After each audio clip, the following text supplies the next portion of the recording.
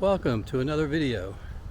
In this one I'd like to discuss why I think it's important to shoot at least some of your images in black and white and understand why black and white has its purpose in your portfolio.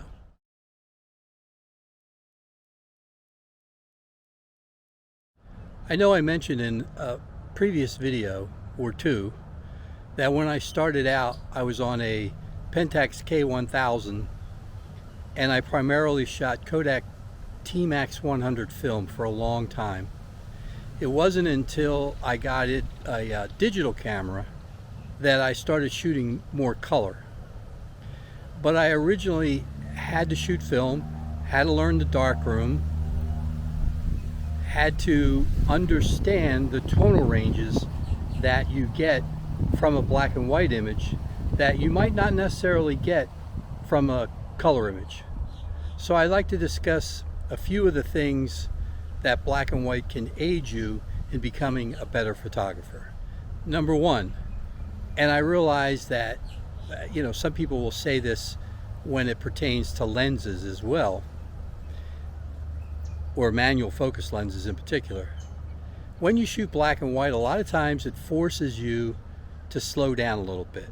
Black and white has its own purpose. It's not necessarily a walk down the street and snap a bunch of photos, even though there are a lot of street photographers that shoot primarily in black and white. But they still have a purpose in what it is they're trying to accomplish, what it is they're trying to say in their image. When you shoot landscapes, I think it has more of a timeless quality. You don't necessarily even know what year that was taken. This one in particular, I shot in Lucerne, Switzerland in 2022. You might have been able to shoot that image 50 years ago and it would look the same in black and white. So it kind of has a timeless quality about it that you don't always get in color images. So when you go out and you think you're going to shoot in black and white, it has its own purpose. It has its own meaning. You understand that you're going to be shooting in black and white. Number two, with black and white, more so than with color.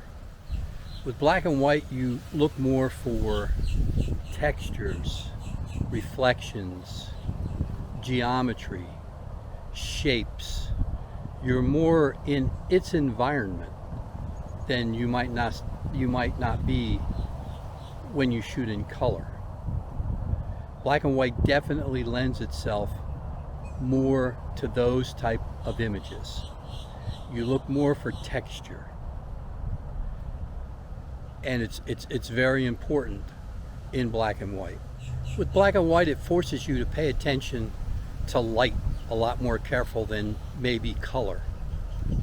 And things like, there's some people that will put somebody in a red dress or a yellow dress maybe and stick them out on a dock, and the red dress is the highlight of the image. With black and white, red doesn't look like red. It's just a tone of gray, and so that wouldn't work at all in black and white. But other things with high contrast that might not be so well suited for color is much better in black and white. So it forces you to understand light more so than I think if you just go out and shoot in color. Another thing is, with black and white portraits, I think you focus even more so on the eyes and you get more emotion out of a black and white image than you would a color image for portraits.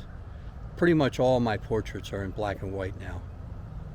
I do have some sports images that I've taken a while back that are in color that are pretty good.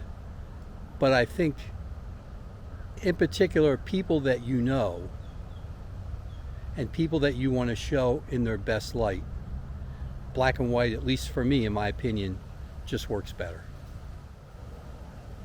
In black and white, you understand your tonal range a lot more than in color.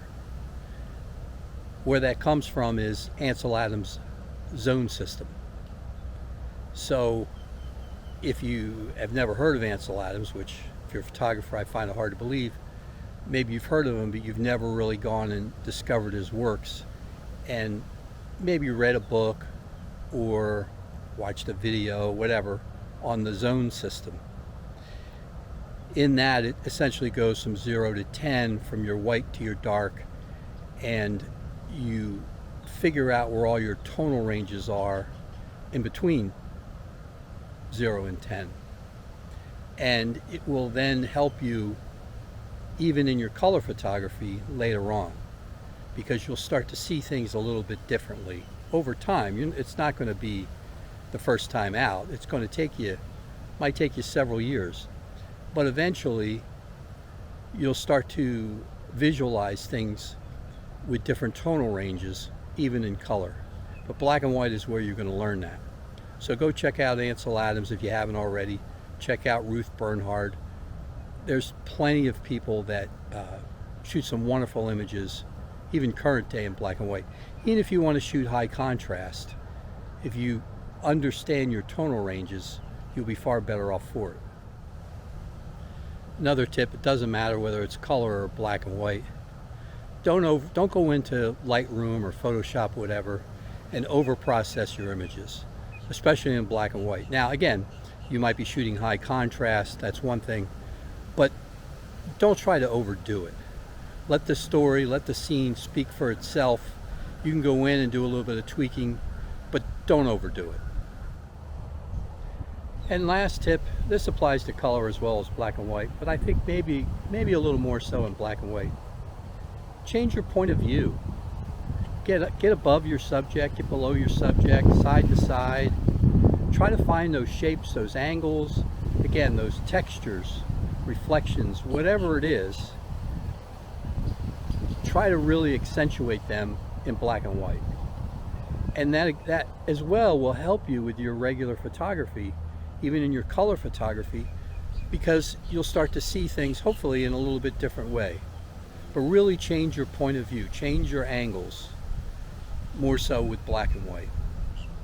It'll help make you a better photographer. If any of those things help you out, I'd sure appreciate a like and subscribe. I'm going to put these videos out from time to time, trying to build an audience, build a channel, so every little thing helps here. And thank you. Thanks for watching. And until next time, I'll see you around. Take good care of yourself.